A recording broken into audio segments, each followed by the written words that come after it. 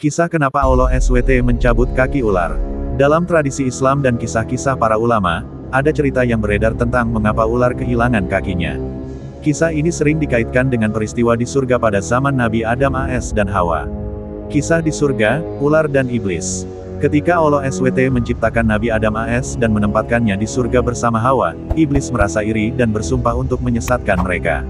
Namun, karena ia telah diusir dari surga, ia tidak bisa masuk kembali dengan mudah. Dikisahkan bahwa iblis mencari cara agar dapat mendekati Adam dan Hawa. Ia kemudian melihat ular, yang pada saat itu memiliki kaki dan merupakan salah satu makhluk yang paling indah di surga. Iblis pun membujuk ular agar membantunya masuk ke dalam surga.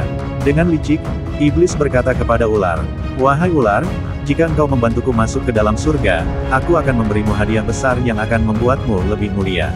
Karena terbuai oleh janji iblis, ular setuju. Ia lalu membiarkan iblis masuk ke dalam mulutnya dan membawanya ke surga tanpa diketahui oleh para malaikat penjaga. Begitu iblis telah berada di dalam surga, ia pun berhasil menggoda Hawa dan Adam untuk memakan buah yang terlarang. Hukuman dari Allah SWT. Ketika Adam dan Hawa melanggar perintah Allah dengan memakan buah terlarang, Allah SWT menghukum mereka dengan menurunkan mereka ke bumi. Namun, bukan hanya Adam dan Hawa yang mendapatkan hukuman, tetapi juga ular.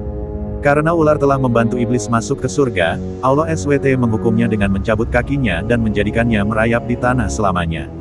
Dalam beberapa riwayat, disebutkan bahwa sebelumnya ular bisa berjalan dengan cepat dan memiliki tubuh yang gagah, tetapi setelah hukuman itu, ia hanya bisa melata di tanah dan menjadi makhluk yang ditakuti manusia. Allah SWT berfirman dalam Al-Quran, Surah Al-A'raf, 24. Turunlah kamu sekalian, sebagian kamu menjadi musuh bagi sebagian yang lain. Dan bagi kamu ada tempat tinggal dan kesenangan di bumi sampai waktu yang ditentukan. Pelajaran dari kisah ini memberikan beberapa pelajaran penting. 1. Jangan mudah tergoda oleh bujukan setan, karena mereka selalu mencari cara untuk menyesatkan manusia. 2. Akibat dari perbuatan buruk dapat berlangsung seumur hidup, sebagaimana ular kehilangan kakinya karena membantu iblis. 3. Selalu taat kepada Allah SWT, karena melanggar perintahnya akan membawa konsekuensi yang besar. Meskipun kisah ini tidak disebutkan secara eksplisit dalam Al-Quran atau hadis sahih, cerita ini sering digunakan untuk memberikan hikmah dan pelajaran moral bagi umat Islam. Wallahu a'lam.